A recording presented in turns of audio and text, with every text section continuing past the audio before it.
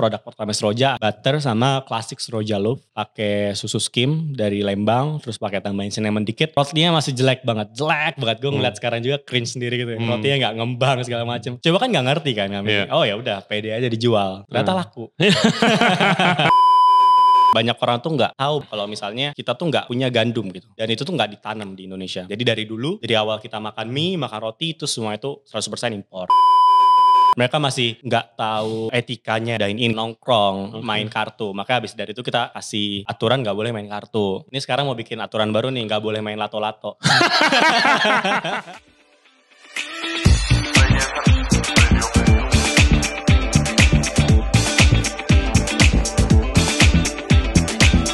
Hello everybody, thank you very much for tuning in to Ray Jensen Radio Podcast. Kali ini kita akan ngobrol dengan Faza, salah satu owner dari Seroja Bake, yang belum lama ini kita visit tempatnya waktu kita lagi explore skena pasar Cihapit di Bandung.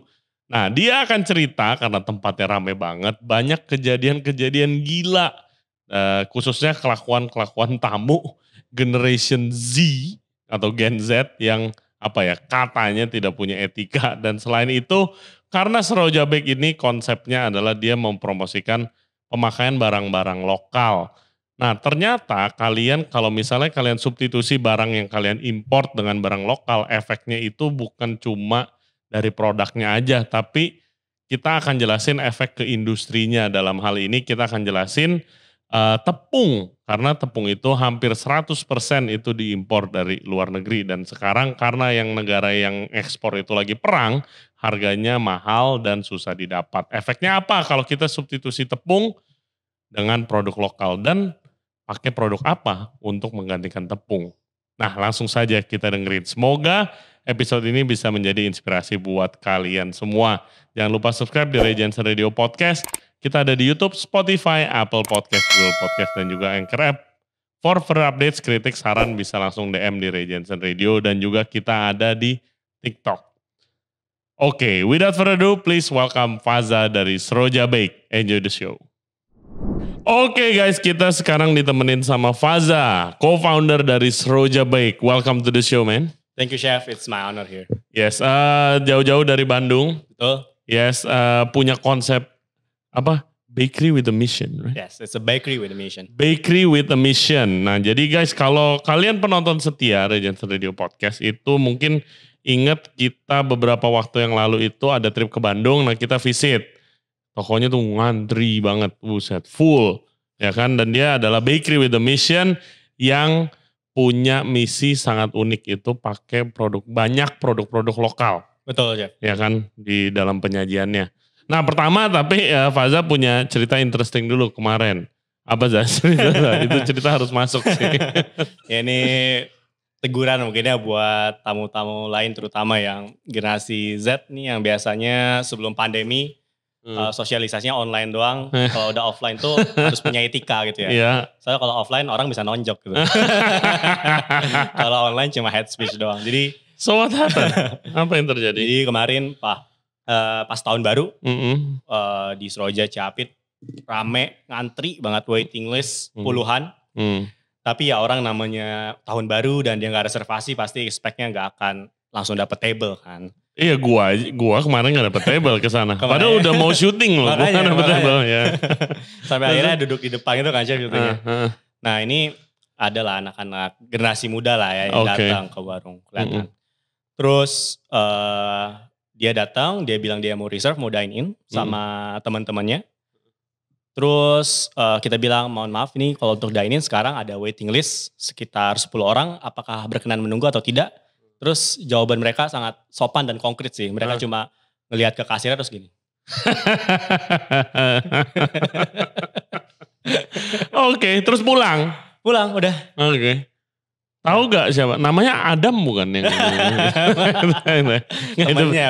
Oh, temennya. Nggak, itu videografer kita guys. Oke, terus apa yang terjadi setelah itu? Terus udah, lu dapat laporan dari kasir apa lu lihat doang? Setelah itu kayak kasirnya nangis.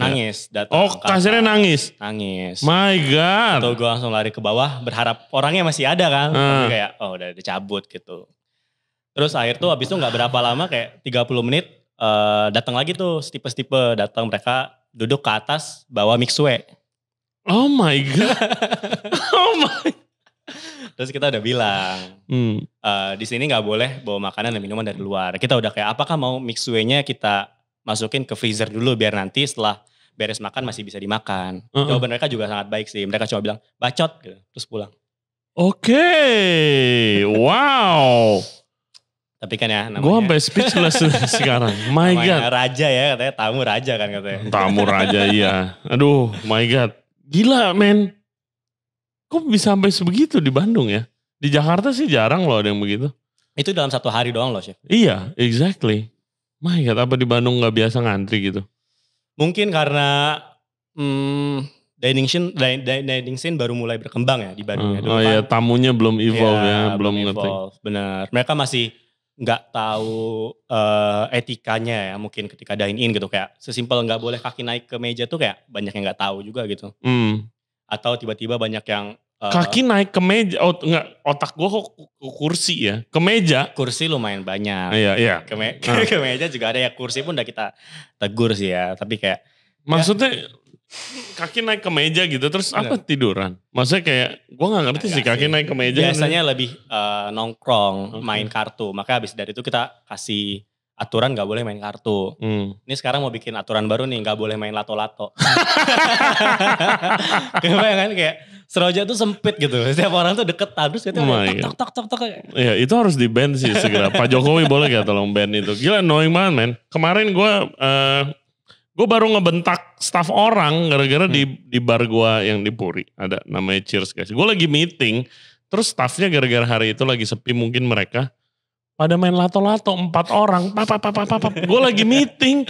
Gue kayak gila ini gue bilangin gak ya? Soalnya kan bukan staff gue kan. Yeah. Lama-lama sebel juga. Gue bilang, woi gue lagi meeting.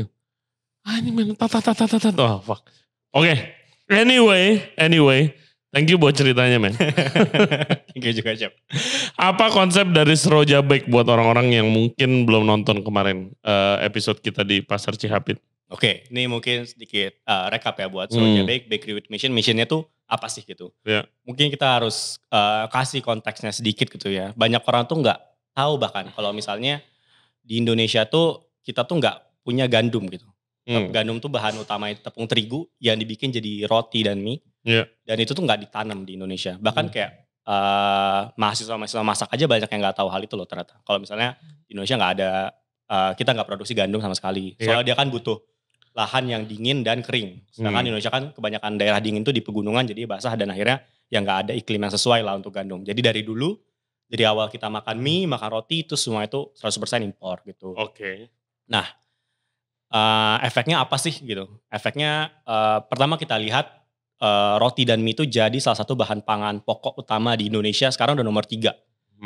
Yang awalnya tahun 2000-an awal tuh masih nomor 10 gitu. Sekarang udah naik dengan konsisten mungkin. Nomor 1 pasti nasi dan beras ya kan? Ya. Nomor 2-nya apa? Nomor 2 tuh waktu itu masih kalau gak salah kentang atau jagung. Cuma juga gak terlalu beda jauh sama tepung gandum sekarang. Okay. Karena dia selama 10 tahun dia trennya naiknya tuh konsisten gitu. Dan cukup pesat gitu ya kan. Mungkin juga udah mungkin relatable ya buat banyak orang. Dulu mungkin orang Indonesia kalau gak makan nasi gak makan gitu ya kan. Sekarang kita makan siang makan sandwich atau makan pasta itu udah biasa gitu ya kan. Iya tapi mungkin itunya bukan sandwich sih. Kayak gue jarang makan sandwich. Makan mie. Ya makan mie. Ya, makan kan? mie apalagi udah dari dulu banget. Yes. Gue tiap hari makan mie. Tiap pagi makan mie gue. Ya kan. Udah umum lah, udah ada pengganti nasi. Yeah. Tapi sayangnya karena pangan pokok kita mungkin terkonsentrasi di situ ya. Di beras dan gandum. Akhirnya bahan pangan lokal lain tuh mulai hilang gitu. Kayak misalnya contohnya jewawut gitu. Atau sorghum atau bahkan singkong itu lama-kelamaan tuh bakal menghilang gitu. Oke, jadi kan berdasarkan ya pengalaman gue dan juga tadi lu kasih tahu itu kan sebenarnya di Indonesia sebenarnya nggak semua dari Indonesia aja makannya beras sebenarnya. Betul. Ada yang makan singkong. Ya Kan ada yang makan jagung. Base-nya. Jewawut itu apa? Jewawut tuh Foxtel Millet ya kalau bahasa Inggrisnya. Itu salah satu serealia lokal dari Indonesia. Iya, sejenis grain juga ya. Sejenis grain. Iya. Di daerah Jawa tuh apalagi daerah Pantura tuh biasanya masih sering ditemukan sih di pinggiran jadi bubur gitu dan sebagainya. Oke, terus sorghum juga ada di Indonesia. Sorghum juga ada yang sekarang lagi digoreng ya untuk jadi pengganti gandum gitu katanya. Hey guys, kalau kalian suka konten seperti ini, jangan lupa like the video dan juga subscribe ke channel kita, Ray Jensen Radio Podcast. Back to the show. Tadi jadi Faza ngirimin kita paper gitu, research ya kan, itu sangat menarik sih. Benar. 70% konsumsi itu di pertama lebih dari 80% tuh yang ngambil supplier. Bukan langsung ke itu kan? Oh bukan, jadi kayak hampir 80% tuh maksudnya kayak bakery-bakery kecil, kafe. Jadi kayak semua mie instan itu kan diproduksi sama perusahaan gede kan. Itu cuma hampir 18-20% aja gitu. Jadi sebenarnya kalau misalnya kita mau adopt perubahan untuk kita coba cari substitusinya gandum di Indonesia gitu. Itu bisa dimulai dari perusahaan-perusahaan kecil dulu sebenarnya. Dari bakery-bakery kecil atau kafe kayak Seroja. Bakery, kafe, tempat mie, tukang gorengan juga pakai tepung banyak banget tuh, pisang goreng, ya kan itu pakai tepung. Gorengan pinggir jalan kayak mendoan gitu, tahu itu pakai tepung juga. Benar. Ya kan banyak banget cookies yang biasa ibu-ibu bikin rumahan gitu, itu banyak banget gitu kan. Benar. Tapi kita pun pasti secara realistis juga pasti akan sangat susah untuk bisa substitusi gandum tuh secara 100% gitu. Karena gandum kan punya protein khas gluten ya, namanya gluten gitu. Iya, apa yang dipunyai gandum yang grain-grain di Indonesia lain nggak punya? Itu sih kandungan glutennya itu. Kandungan gluten kan yang dia bisa anggapannya secara simpelnya ya, kalau bisa gluten kena air, dia bisa ngembang dan bisa nge-retain moisture gitu. Makanya kalau kita bikin roti dari tepung gandum itu dia ngembang gitu, ngembang dan moist gitu. Sedangkan kalau untuk tepung non gluten pasti akan jauh lebih susah untuk bisa achieve kayak gitu.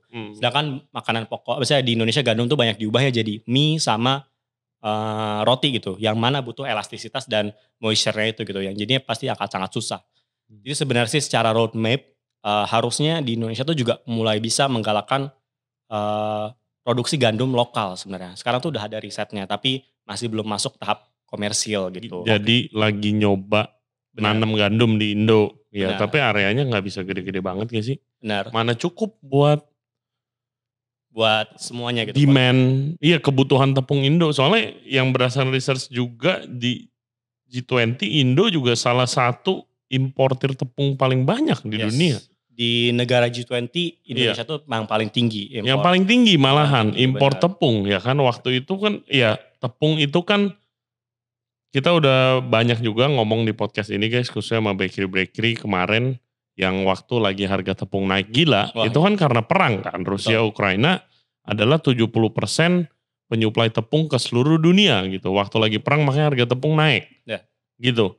Terus yang menariknya research yang dari paper lu juga ada dibilang Indo itu somehow gak ngikutin market internasional. Kalau harga naik, Indo naik. Tapi kalau harga pasar dunia lagi turun, Indo belum tentu turun. Betul, itu sebenarnya itu behavior yang kerap terjadi di pasar monopolistik ya.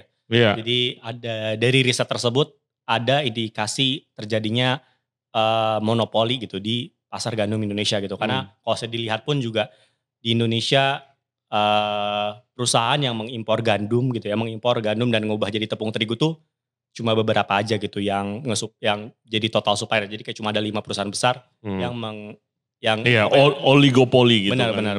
Dia bisa ngontrol market lah. Ya, kan kalau tadi kan pastinya dengan ada kayak tadi ya disadvantage kayak gitu kan, yang paling terdampak pastinya perusahaan kecil kan. Karena kan kita yang hampir 80% gandum tuh diserapnya sama kita gitu sebenarnya. Iya. Dan ya ini bukan gandum aja sih, cuy. Kayak kalau market itu gue lihat researchnya yang behavior Indonesia tuh kalau harga naik ikutan. Kalau harga turun belum tentu. Itu tuh banyak banget men di daging. Ya kan daging mulai dari daging sapi dan daging ikan yang banyak dipakai lah. Dan yang itu treatnya itu kayak skenanya itu emang yang ngimpor itu perusahaan-perusahaan besar aja. Betul. Itu seperti itu. Ya kan dulu daging murah banget. sampai daging Indo lokal waktu itu sempat ada shortage, jadi kita harus import, jadi daging import naik, nggak balik-balik harganya, biarpun udah normal gitu kan, dan sayangnya konsumennya juga tetap nggak berubah. Benar. Ya kan kalau mereka ternyata harga naik terus nggak ngambil lagi, mungkin mereka akan mikir nurunin kan, tapi ini tetap diambil aja, jadi yang jual kayak ya harga segini gue udah gitu. Cuan, benar. Ya kan, ya sikat aja terus aja gitu kan. Berarti mungkin ini kayak wake up call juga ya buat seluruh industri makan dan minum di Indonesia ya. Kalau misalnya emang policy makingnya tuh masih kurang banget ya di sini. Iya, dan juga ya barang lokal terlalu ketergantungan sama impor gitu. Betul. Kenapa ketergantungan? Karena barang lokalnya tidak kita nggak bisa swadaya ya lah, belum bisa swadaya untuk ya kan. Antara cari alternatif gandum atau produksi gandum sendiri itu kita masih belum bisa gitu. Iya, dan produk lokal, maksud gue misalnya produk lokalnya yang kayak ada di depan kita itu kan dilihat kayak kurang keren, gak cool, jadul, murah. Betul. Produk lokal murah aja deh pokoknya Indo ya kan. Ada impor lebih bagus. Kan belum tentu gitu kan. Tapi sayangnya karena gak di develop jadi demandnya gak ada. Ya gak ke-maintain lah ya sebenarnya. Iya, ini kita ada beberapa produk guys di depan. Ini ada apa aja sebutin. Jadi ini aku bawain oleh-oleh buat timnya Ray Jensen. Ini produk dari Kampung Cirende. Jadi Kampung Cirende itu di sana ada masyarakat hukum adat Cirende yang sudah hampir 100 tahun lebih itu enggak mengkonsumsi beras. Karena waktu itu beras dimonopoli sama pemerintah Belanda buat anggapannya logistik pembangunan Jalan Raya Dendels waktu itu yang Anyer Panarukan. Jadi waktu itu salah satu cara mereka menolaknya adalah gimana kalau kita ganti aja nih nasi gitu. Sebenarnya itu tuh it's a very big deal karena nasi itu bukan cuma sebagai fungsi konsumsi aja buat mereka. Betul. Tapi kan mereka sebagai agama Sunda, mereka juga menyembah Dewi Sri itu dalam bentuk beras gitu kan. Jadi mereka banyak banget lah yang mereka korbanin untuk mengganti nasi gitu. Kan kalau kita kan ganti nasi atau terigu mah ya udah gitu, nggak ada cuma fungsi konsumsi doang kan. Betul. Jadi akhirnya di sana mereka salah satu yang paling setelah mereka riset, mereka tuh ternyata paling cocoknya sama singkong. Jadi singkong di sana mereka udah 100 tahun ngolah, itu cakep banget kalau ngolah singkong di sana, magic banget lah. Kayak Contohnya jadi di sana tuh singkong tuh biasanya diparut, terus direndam, nanti akan kepisah jadi 3 bagian. Pertama jadi aci. Ya di Bandung kan konsumsi aci tinggi banget ya, cireng, cilok segala macam. Iya, Jakarta juga. Oh Jakarta juga ya? Ya iyalah, cimol, benar. Cireng, cilok, ya kan? Iya. Jadinya yang acinya tuh dijual sama mereka, jadi ada fungsi ekonominya. Terus aci itu kan starchnya, karbohidratnya, proteinnya tuh nyisa. Itu jadi rasi namanya. Rasi, benar. Itu yang nasi dari singkong. Betul, nasi dari singkong. Dan karena starchnya udah hilang, jadi lebih banyak kandungan protein, sebenarnya juga jadi lebih sehat. Mereka bilangnya kalau makan rasi itu lebih kuat lah jadinya. Jadi rasi itu sebenarnya itu protein bukan karbohidrat? Sebenarnya dia ada karbohidratnya juga. Tapi kan karena sebagian udah ke dissolve. Jadi aci itu? Ya, jadi dia kalau saya dibandingin sama nasi pasti kandungan proteinnya lebih tinggi. Gitu. Terus satu lagi kan itu 2. Ya, satu lagi apa? Jadi elot. Elot tuh bagian racunnya, orang nyebutnya bagian pahitnya gitu. Tapi di sana diolah jadi opak. Sebenarnya semua opak diubah jadi elot sih. Cuma semua opak dibikin dari elot. Cuma kalau udah gue bandingin, kayaknya selama ini salah satu kayak my best food experience tuh dari makan opak fresh di Cirende gitu. Jadi pakai elot tuh kan, udah itu tuh padahal misahin aja tuh susah gitu. Tapi mereka kayak gampang aja tuh kan. Terus sama mereka dikeringin, bayangin aja ngeringin kayak lapisan cairan aneh gitu warna hitam, terus tiba-tiba kering jadi opak, digoreng. Terus waktu itu makannya pakai rasi kuning. Jadi rasinya tuh udah diaron, dikukus jadi kayak nasi, terus diolah lagi jadi kayak rasi kuning, dicampur makannya gitu kan. Cuma kayak opak sama rasi kuning, cuma kayak wah mind blown banget. Rasa opaknya tuh kompleks, kayak ada rasa pahit yang khasnya gitu tapi gak overpowering. Terus rasi kuningnya juga gurih dan mouthfeel-nya dapet banget. Jadi itu aku jatuh cinta sama Cirende pas pertama kali datang ke sana, nyoba itu dan kayak wah gue pokoknya harus bikin sesuatu dari sini. Kayaknya kita harus ke Cirende guys. Ayo.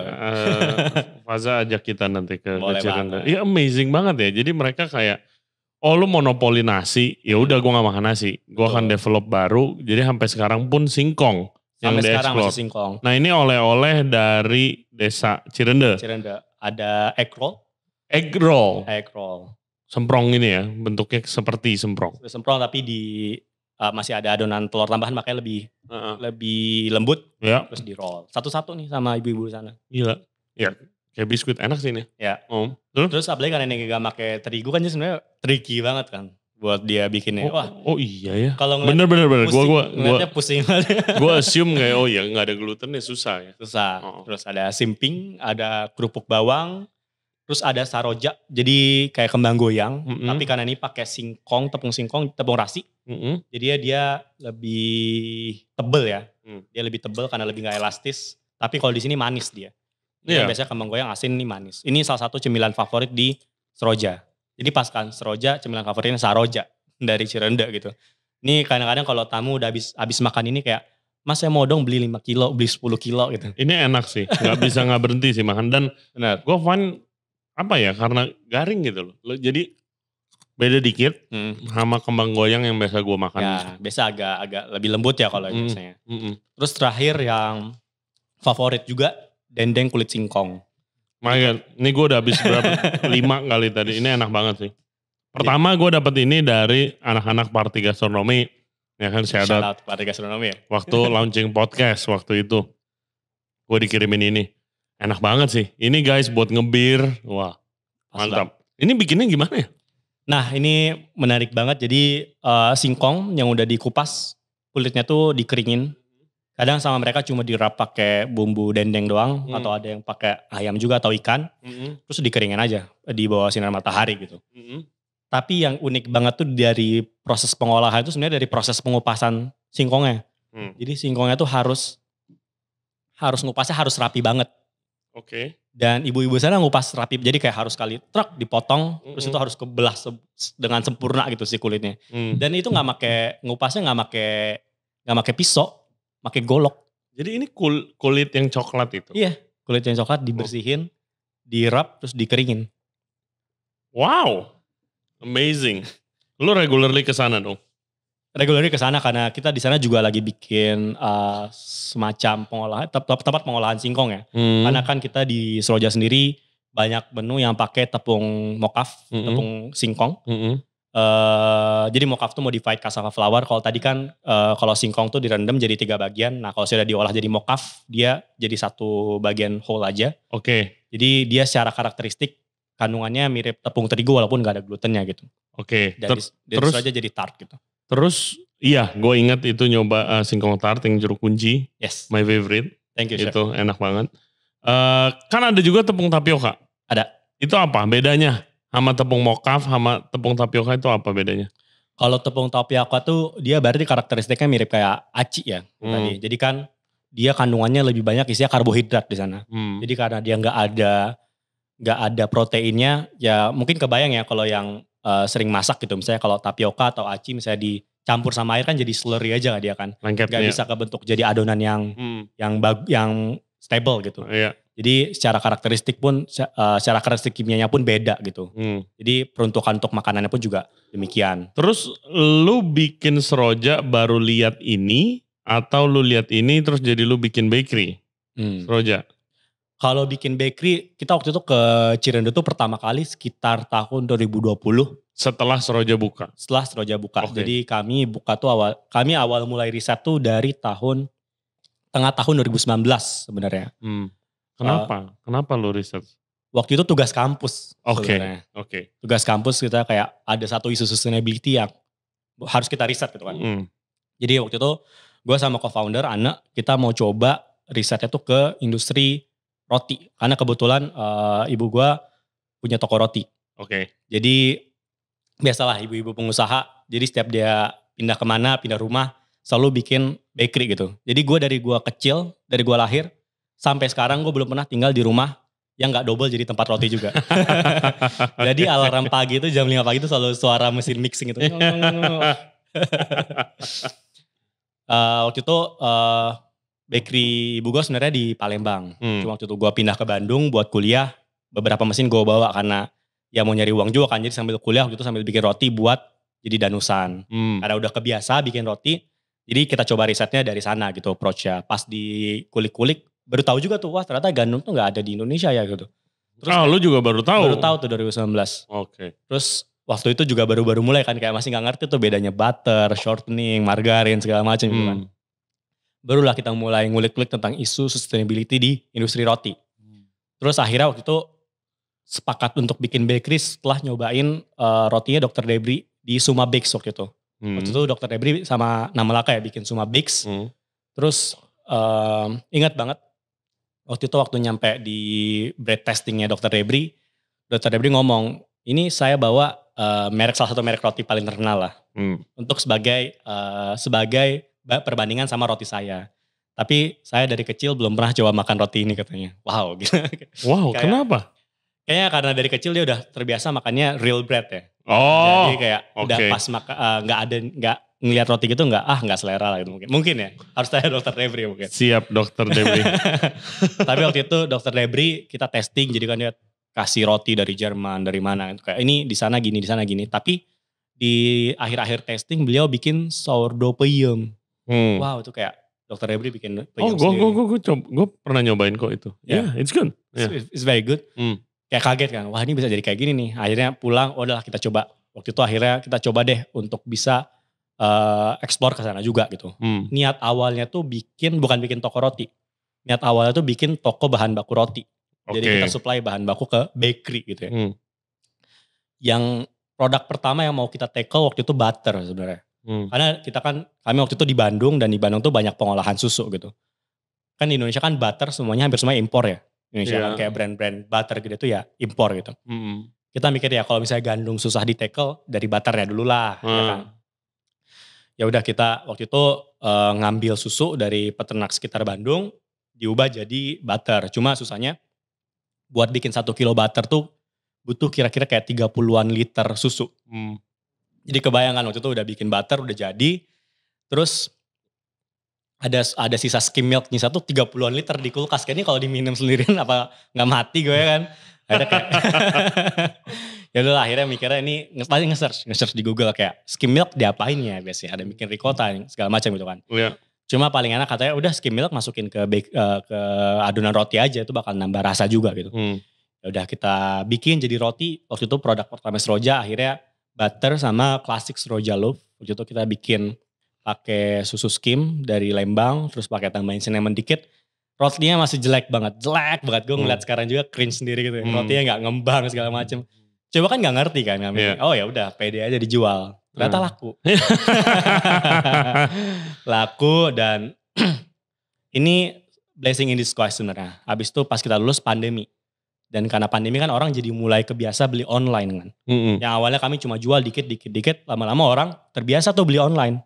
Ya kan yang awalnya beli ke supermarket akhirnya dia beli roti online aja ke Seroja. Waktu itu kita tuh baru punya 2 roti sama 2 selai. Tapi waktu itu karena shifting behavior itu rame banget. Jadi dulu gue nganter roti itu sama selai itu nge-goes, naik sepeda sendiri gratis. Free of charge. Nice. Jadi orang juga ngerasa attach lah mungkin ya. Kayak dia tahu yang bikinnya siapa, dia nganter sendiri ke rumahnya dan sebagainya. Itu di puncak karir gue sebagai kurir sepeda. Jadi gue sehari kerja 16 jam. Bisa 16 jam karena bisa dalam sehari itu bisa kayak 100 sampai 120 kilo gue nge-goes. Nice. Dan Bandung kan naik turun. Iya. Jadi habis gue nge-goes, malamnya gue bikin roti tuh. Sampai pagi, tidur bentar, terus nganter. Wih, yeah, that's the grind. That's the grind. Iya, look at you now. Gila, ngantri mulu sekarang bakery. Nah mungkin itu karena, ya sekarang kita udah buka di Cihapit sekitar 5-6 bulan. Tapi alhamdulillah rame, mungkin karena juga kita mulai riset dan mulai engage ke komunitasnya juga udah dari jauh hari gitu sebenarnya. Lu emang sengaja bikin yang emang ada efeknya. Betul. Misinya untuk menaikkan produk-produk lokal. Betul. Gitu ya. Kalau lu tadi mulai ngomongin susu, oh my god, gue pernah ngundang di sini ahli keju, cheese maker gitu dari Mazara Cheese, Jamie. Big fan. Iya, dia kayak oh my god, industri susu juga tidak, ya maksudnya hampir nggak ada bedanya screwed up-nya sama tepung ini gitu. Benar. Makanya impor semua gitu kan. Iya. Tapi keren sih. Sebenarnya sih harapannya dengan ada artisannya kayak Seroja, kayak Mazarat tuh juga selain jualan juga nge-educate market kan sebenarnya. Gue kan di sini sebagai mediator yang kayak supaya orang lebih banyak yang tahu lagi gitu kan. Ya gue happy, seenggaknya ada yang mulai. Yes. Ya kan, seenggaknya ada yang mulai gitu. Jadi orang tahu, kayak tadi lu aja yang bakery-nya gitu, lu baru tahu tepung itu impor, itu kan setelah lu cari tahu gitu kan. Benar-benar. Iya. Dan kami bersyukur banget sih, mediatornya tuh Chef Ray gitu. Kita makasih. Soalnya kan kayak info-info tentang kadang industri F&B bisa se-eksklusif itu ya Chef ya. Sampai kalau kita nggak masuk ke sana, kita nggak akan tahu informasi apa-apa gitu. Apalagi kalau kami kan anggapannya bukan dari industri F&B kan sebelumnya gitu. Nggak ada yang sekolah masak gitu. Tapi dulu kita kalau riset juga dengerin dari Jason tuh komprehensif banget gitu. Biasanya kayak industri tuh kayak gini, pemain tuh gini gitu. Masa sih? Terima kasih.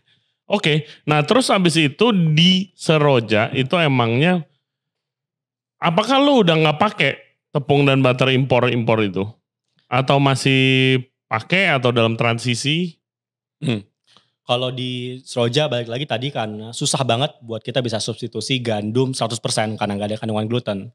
Di sini kita bikin aturan minimal 15% tepung tuh kita pakai tepung lokal. Mungkin kesannya kayak pelit ya, 15% tuh 10 lebih dikit buat apa gitu ya kan. Padahal sebenarnya saking masifnya industri gandum di Indonesia gitu ya. Kalau kita bisa substitusi sedikit aja gitu ya. Kita bisa substitusi 2-3% aja itu tuh udah setara seluruh lahan sorghum atau sagu di Indonesia gitu. Nah itu juga your partner Anna ngomong. Yes. Itu tuh apa sih? Itu apa artinya? Gue gak bisa comprehend gitu. 3% konsumsi tepung sama dengan seluruh lahan sagu atau sorghum nih. Atau sorghum di Indonesia. Itu maksudnya apa? Jadi jujur kemarin gue cuma kayak iya. Wow. Gitu. Jadi kayak saking masifnya kita makan terigu gitu. Kayak kita makan terigu, gue lupa angka pasnya kayak sekian ribu metrik ton gitu per tahun. Itu kalau kita bisa ganti kita bisa ganti 3% aja gitu ya kan. Kalau kita 3% dari sekilo tuh berapa sih gitu ya kan. Cuma 30 gram kan gak kerasa kan, gak ngaruh ke adonannya juga. Gak bikin rotinya rusak atau apa. Tapi itu udah setara dengan seluruh lahan tepung alternatifnya gitu. Dari sorghum ataupun sagu gitu. Saking gedenya kita konsumsi gitu. Dan makanya itu agak sedikit mind blowing kan. Padahal kalau kita berkorban sedikit aja, itu tuh udah kasih impact yang super tinggi ke industri gitu. Iya. Ini tuh teguran untuk manusia modern ya. Maksudnya ini teguran untuk manusia kota, salah. Menurutku bahkan jauh lebih modern masyarakat Cirende yang udah mau ngubah konsumsi mereka 100% gitu. Ya kan? Ini masyarakat kota yang primitif sebenarnya kan. Entah dengan alasan apa kita masih gengsi nih harus makan itu gitu. Padahal pilihan kita lebih banyak kan sebenarnya. Gitu sih. Gimana ya, again produk lokal itu harus ada pelan-pelan yang mengubah image-nya juga sih. Maksud gue kalau lu, ya ada alasannya lu juga bikin bakery-nya kan bakery western gitu kan. Kalau lu bikin jajanan pasar Indonesia gitu. Adopsinya beda pasti. Adopsinya beda dan mungkin yang tamu-tamu lu sekarang juga nggak sukses sekarang juga gitu kan. Karena emang yang dari luar itu emang selalu lebih seksi kelihatannya. Pastinya kalau misalnya kita harus ngapain itu dijawab kita sebagai siapa gitu. Kita sebagai konsumen kah, kita sebagai produsen kah, kita sebagai pemerintah kah, kan pasti role-nya beda-beda kan.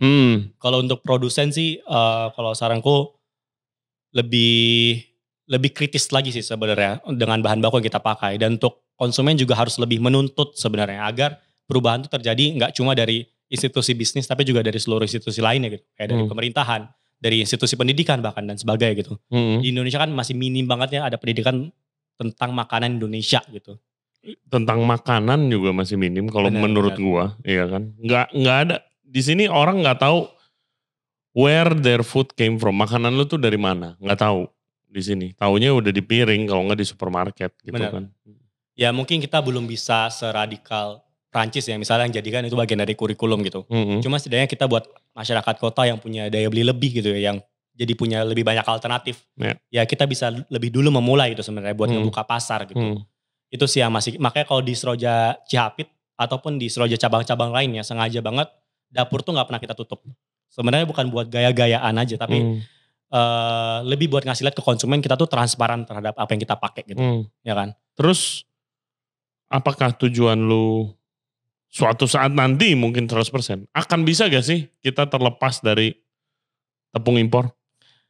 Pasti, menurutku pasti banget bisa. Soalnya baru banget tahun kemarin, Brazil itu berhasil 100% konsumsi gandumnya sendiri. Oke. Padahal mereka secara negara tuh iklimnya lumayan kurang lebih kayak Indonesia ya sebenarnya.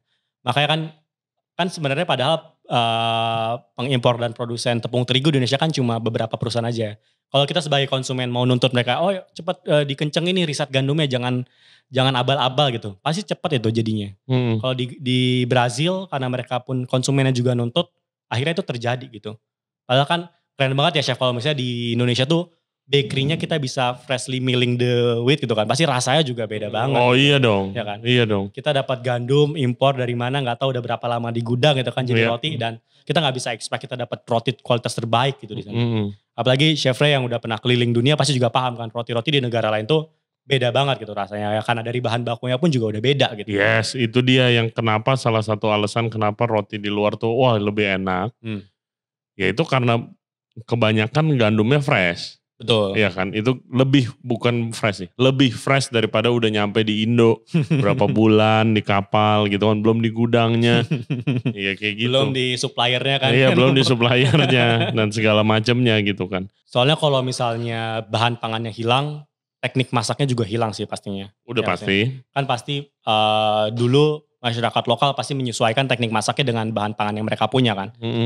Sedangkan kan kalau misalnya teknik masaknya hilang gitu ya, terus makanannya juga hilang, pastinya kita sebagai kayak generasi penerus gastronomi Indonesia itu pasti akan lebih sedikit referensi dong jadinya. Iya. Jadi kita referensinya malah ke barat atau ke timur mulu gitu, nggak bisa ngambil referensi lokal gitu. Iya itulah, jadi ya ini yang sering gue bilang juga di podcast, kayak itu tanggung jawab seorang praktisi kuliner sih. Itu bukan chef doang ya, tapi khususnya yang bikin produk ya kayak chef, cook, bartender, barista gitu. Kita yang bisa mengenalkan produknya itu dan mengubah produknya jadi produk yang dibeli orang dan mau ada demand-nya gitu kan. Betul. Gitu sih.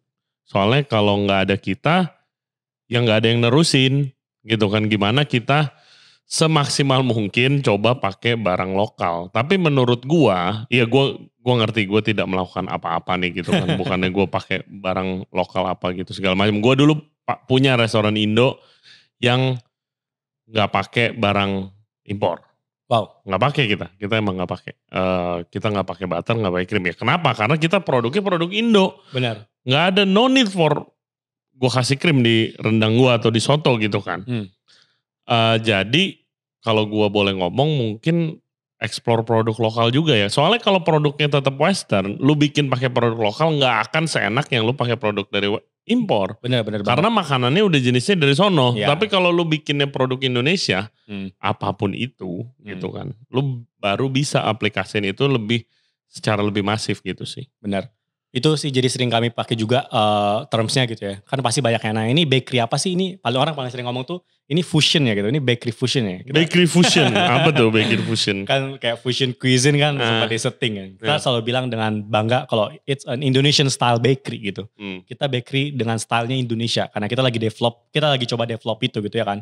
Benar gak cuma dari bahan baku, tapi juga dari tekniknya gitu. Juga dari ragam makanannya. Hopefully kita kedepannya juga bisa explore produk lebih banyak lagi di Seroja.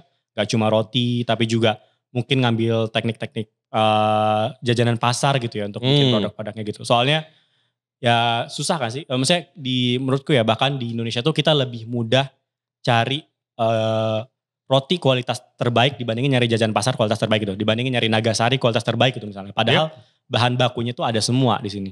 That's Indonesia.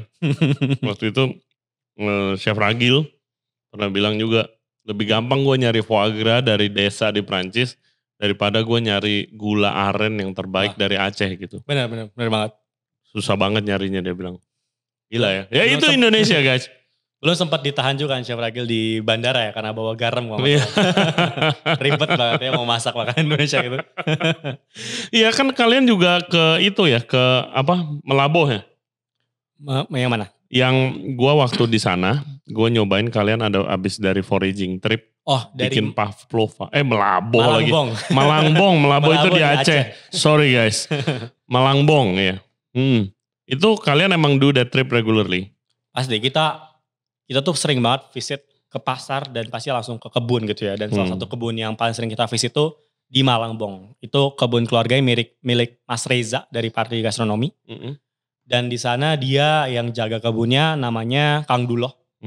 Kang Dulo tuh dia generasi ini ya kalau dari ayah dan kakeknya petani, tapi petaninya di hutan. Karena waktu itu PTPN minta untuk lahan hutannya tuh diberesin gitu. Dan mereka akhirnya dapat kompensasi boleh nanam di lahan sana gitu. Karena setiap hari mereka jalan ke hutan, jadinya mereka punya knowledge tentang flora dan fauna di hutan tuh dengan sangat-sangat hebat. Gue belum pernah jalan sama Kang Dulo, terus metik apapun itu, terus dia gak tahu nih namanya apa gitu. Oke, ini apa? Bisa dimakan gak gitu ya? Wah seru banget sih itu.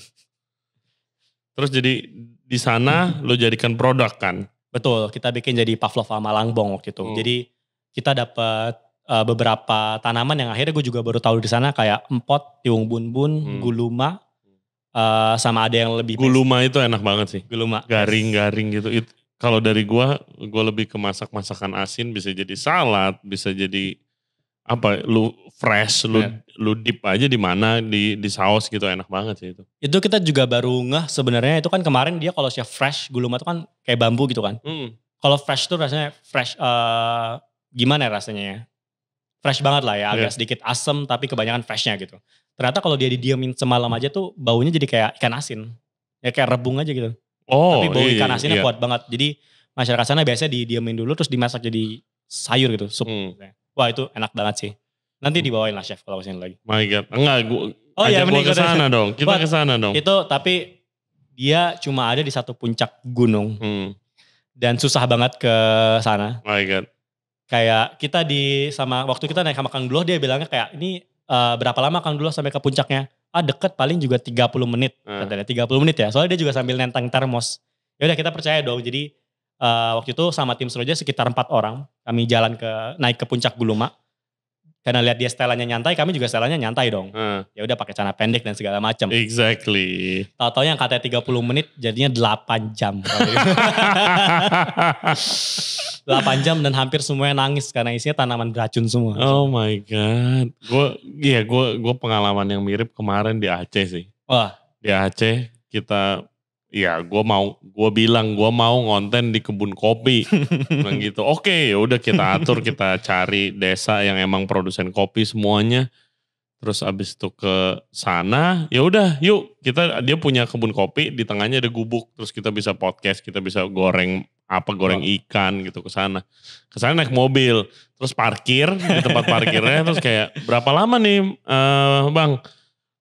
Ya paling 20 menit gitu. Oh ya udah enteng lah. Sama percis gue lihat cara pakaian dia dong. Nyantai kan. Cuma pakai sandal jepit, celana pendek, kaos. Ya udah gue juga nyantai. Oh my God, 2 jam. Gue sampai teriak-teriak, ini nih bos secangkir kopi. Gila gue bilang. My God, ya kita orang kota begitu dah. Ya memang. Justru yang lebih cupu tuh emang orang kota. Iya, jauh men, jauh. Dan di sana gue juga belajar banyak tentang industri kopi. Well, next project, ada apa yang bisa dikasih tahu ke listener kita dari Seroja Bake? Kalau dari Seroja pastinya kita akan lebih intensif lagi pastinya di riset produk. Karena kemarin kan kita baru buka toko, jadinya pasti lebih banyak risetnya ke sana. Maksudnya lebih banyak trial and errornya gimana yang nge-serve tamu kan hebat-hebat gitu ya. Konsumennya ya we must love the customer gitu kan. Iya, kecuali yang kayak tadi itu. Terus juga trial and error juga paling susah memang kalau dalam bisnis restoran juga ngurus SDM-nya ya. Gimana juga, karena mereka selain labor intensif banget, capek kan kerja di dapur tuh. Dan gimana caranya juga kita usahakan di Seroja tuh pay-nya tuh bisa bagus banget, di mana mereka bisa stay on the long term gitu. Terus mereka juga, ya kita juga di Seroja tuh kami tuh cukup kaget pas dengar rata-rata gaji di F&B di Bandung gitu. Kita bayar 3 kali lipat dari itu gitu. Wow. Karena kita pengen kayak gak bisa. Ini kita gak mau kalian kerja tapi malas gak sih chef kalau ke restoran terus karyawannya kayak undermotivated banget kayak ya gitu kan. Tapi kita juga nuntut lumayan banyak ke mereka gitu. Abis ini banjir CV kalau begitu. Seroja selalu buka kok, selalu open for application. Jadi silakan kalau ada yang mau ngirim CV boleh langsung dikirimkan saja. Wow, oke guys. Terus proyek baru, tempat baru kita lagi lumayan jatuh cinta banget sama Dining Scene Bandung sebenarnya karena lagi ada angin baru ya. Sih, exciting. Benar. Sempat di cover juga sama Mas Kevin ya. Karena selain daya belinya juga meningkat di Bandung ya karena ada influx dari turis. Tapi juga di Bandung tuh bisa ngerespon F&B industri itu dengan sangat cepat karena sekeliling kami kan isinya bahan baku semua tuh. Kalau di Bandung tuh ada ucapannya tuh Bandung di lingkung gunung. Jadi Bandung tuh dikelilingin sama gunung-gunung. Iya. Jadi kita mau butuh kopi, kita mau butuh sayur, kita mau butuh protein, itu bisa langsung tinggal keliling aja tuh 30 menit nyampe. Ini gitu. Jakarta harus hati-hati nih guys. Gawat nih, bahannya bagus-bagus semuanya soalnya. Bener. Khususnya sayur ya. Makanya sayur tuh apalagi sekarang yang mungkin karena di Bandung juga industri agriculture-nya lumayan mature. Jadi pun petaninya pun ngerespon marketnya dengan sangat oke gitu. Jadi mereka open untuk mau nanam ini, mereka terbuka banget biasanya. Iya, gue ada cerita. Ini udah lama sih cerita, tapi gue selalu keinget cerita ini. Jadi gue lagi di rumah makan di Bandung. Rumah makan pinggir jalan doang, jualan Chinese food gitu. Terus kita makan udah malam juga. Terus gue makan, terus gue telepon temen gue yang pernah makan. Dia bilang, lu harus cobain buncisnya, Ray. Hah? Buncis? Ya, kayak biasa aja gitu. Iya, buncis gitu kan. Kan biasa lu nyobain apa dong? Main course dong. Iya. Oh ya udah gue order buncisnya. Gila enak banget. Yes. Terus gue makan kebetulan sama temen chef gue yang gak makan sayur. Anti sayur dah. Tapi gara-gara gue bilang gila ini enak banget. Dia cobain. Gila men enak banget buncis. Gue order 3 porsi buncis. 3 porsi? Pakai nasi. Terus habis itu gue di sana gue nongkrong. Ternyata hampir restorannya closing. Terus ownernya datang ke restorannya waktu tutup. Kenalan sama gue. Oh ya saya owner di sini. Oke ngobrol-ngobrol. Gue bilang Om. Buncisnya itu buncis paling enak yang pernah saya makan. Gue bilang gitu. Itu pasti karena di Bandung, deket ya. Terus dia bilang, oke coba mana. Dia suruh staffnya makan buncis. Masak buncis lagi. Terus dia makan, dilepehin cuy sama dia. Ah ini mah gak enak, gak fresh ini. Terus habis itu dia lihat, iya bener Ray, ini jelek buncisnya.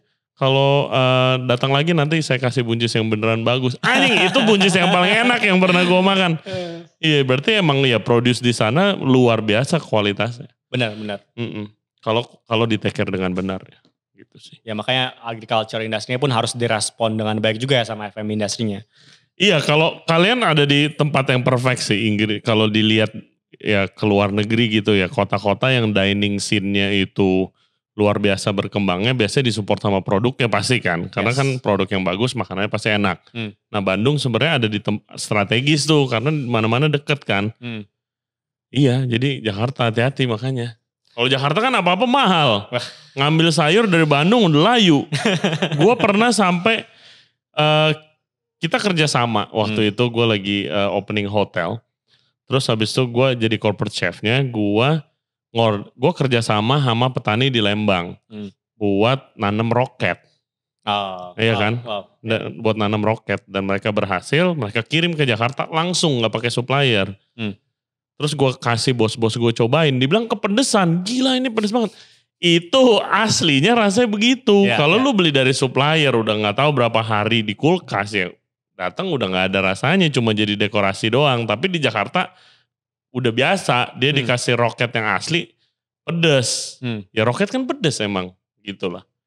Bahkan sampai tanaman-tanaman anehnya juga kayak misalnya yang nggak biasa, nggak lazim dimakan kayak di Malangbong tuh, kayak misalnya kita ngambil bunga dari hutan, ada bunga jotang jantan sama betina gitu ya. Oke. Terus beda tuh, kita kayak dikasih lihat sama Kang Duloh nih yang jantan yang betina, kita nggak bisa bedain kan. Tapi pas dimakan yang betinanya, itu padahal bunga doang tapi rasanya kayak mala. Kayak andaliman, nambing banget. Iya. Kebas itu, gitu. Wah langsung kebas, kita kaget kayak langsung keluar liur segala macam. Itu kaget nih padahal bunga aja gitu. Tapi bisa kayak gitu emang. Tapi kalau kita cari yang misalnya itu kan di hutan ya. Pas kita cari di kebun rasanya gak sepedes itu gitu. Jadi memang sebenarnya bener sih ngaruh banget kualitas iklim, tanah segala macam ke kualitas produce ya. Yang akhirnya ngaruh juga ke kualitas FMB-nya gitu sebenarnya. Yes. Well, Faza, thank you banget untuk waktu lu kesini. Terima kasih banyak Chef. Semoga sukses. Terima kasih banyak. It's our honor sih bisa menceritakan misi lu nih ke orang yang lebih banyak. Semoga nanti bukan didengerin aja guys, tapi dilakukan juga. Ya. Jadi katanya Faza sih kayak 10-15% gak bakal merubah jauh produk lu kok. Tapi impactnya besar ke industri. Benar. Iya kan? Kalau sampai ada yang bilang ngaruh, gue yang bikinin. Oke. Ya gitu gue suka. Oke guys, thank you banget yang buat yang udah nonton dan dengerin podcast kita kali ini bersama Seroja Bake. Please kalau yang di Bandung langsung cus ke sana. Favorit gua itu adalah singkong tart ya. Yang jeruk kunci. Iya, itu. Tapi biasanya sering sold out. Jadi langsung ke sana. Karena ramai banget tempatnya guys. Jadi kalau orang-orang yang di kota-kota lainnya, kalau lagi ke Bandung mainlah ke Seroja Bakes. Yes, jangan lupa subscribe di Ray Jensen Radio Podcast. Kita ada di YouTube, Spotify, Apple Podcast, Google Podcast, dan Anchor App. Instagram kita Ray Jensen Radio, dan kita juga ada di TikTok. Instagram Seroja apa? @serojabake. @serojabake. And Instagram lu buat kalau ada yang mau diskusi nih soal ini? @fazacu. @faza_CHU. Okay guys, as always, stay safe, stay healthy. We'll see you next time. Bye-bye. Thank you. Thank you man. Thank you Chef. Yes.